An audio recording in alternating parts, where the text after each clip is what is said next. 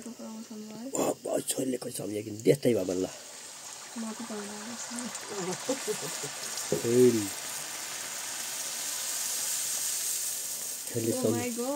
छोरीले सम्झिराखेको दिन छोरीलाई सम्झिराखेकी छ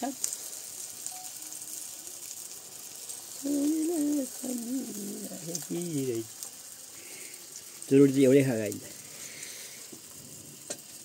आजको रोटी कस्तो भइरहेछ त मामु एकदम मिठो भएर छ नि बाबु दिदीले यसो चखाइदियो कि मलाई हेर्दा कस्तो देखे अन्त नि हेर्दा बुवाको प्रमोसन हुँदा गर्छ नि यस्तै राम्रो भयो थियो अनि नाति पाउँदा गर्छ नि यस्तै भयो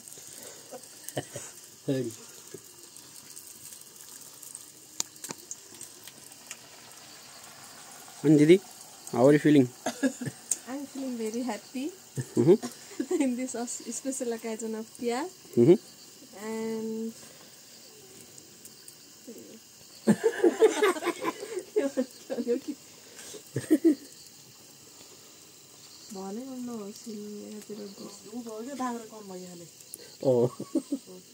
अलि ठिउराउनु तिमीले धेरै तेल खर्च गर्ने भयो नि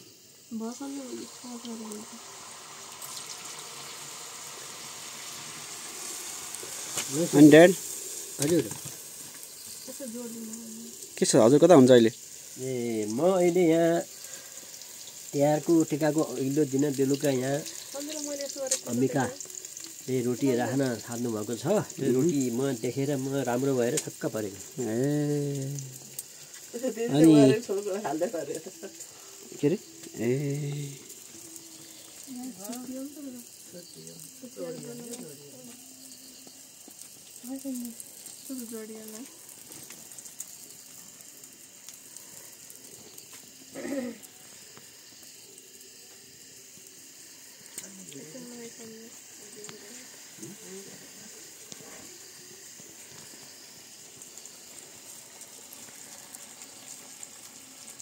यो त एउटा खान नि त